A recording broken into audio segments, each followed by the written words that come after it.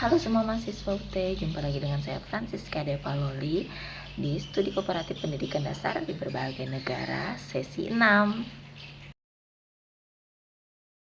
Soal yang pertama, bagaimana Anda sebagai seorang guru sekolah dasar dapat berkontribusi dalam mengatasi isu gender dalam lingkungan pendidikan?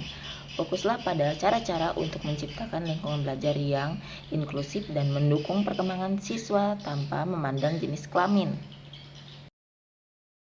Sebagai guru pendidikan dasar, saya dapat berkontribusi dalam mengatasi isu gender di lingkungan pendidikan dengan menciptakan lingkungan yang inklusif, di mana setiap siswa, baik laki-laki maupun perempuan, merasa dihargai dan memiliki kesempatan yang sama untuk berkembang.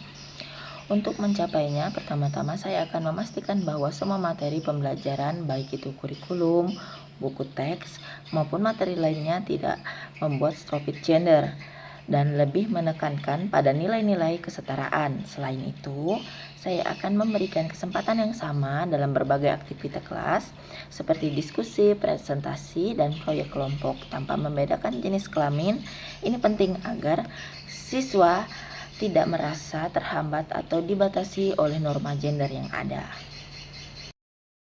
Soal yang kedua, sebutkan strategi konkret yang dapat atau telah Anda terapkan untuk mempromosikan kesetaraan gender, mengidentifikasi potensi diskriminasi gender, dan mengajarkan siswa tentang pentingnya menghormati perbedaan, merangkul keragaman dalam konteks pendidikan dasar.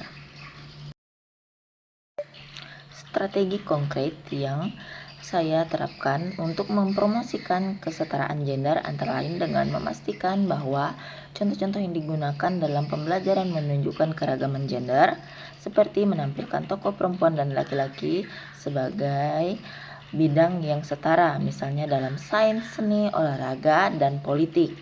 Saya juga akan secara aktif mengidentifikasi dan menanggapi potensi diskriminasi gender dalam interaksi sehari-hari, baik itu di kelas atau di luar kelas, dengan cara mengedukasi siswa tentang pentingnya menghormati perbedaan, merangkul keragaman, dan menciptakan ruang yang aman bagi semua siswa.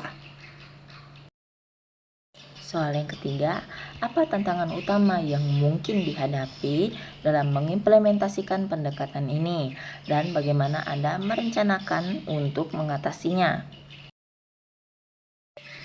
Tantangan utama dalam mengimplementasikan pendekatan ini adalah adanya stereotip gender yang sudah tertanam dalam masyarakat dan keluarga siswa.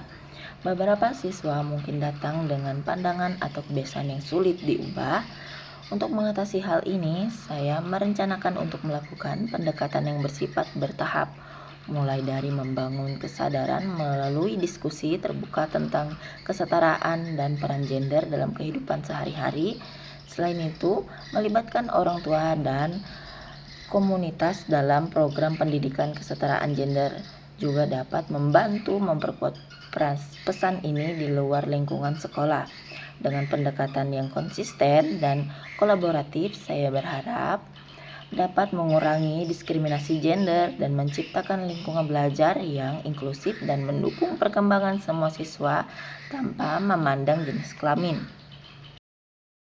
Baik, sekian pemaparan saya di sesi yang ke-6 ini. Sampai jumpa di sesi berikutnya.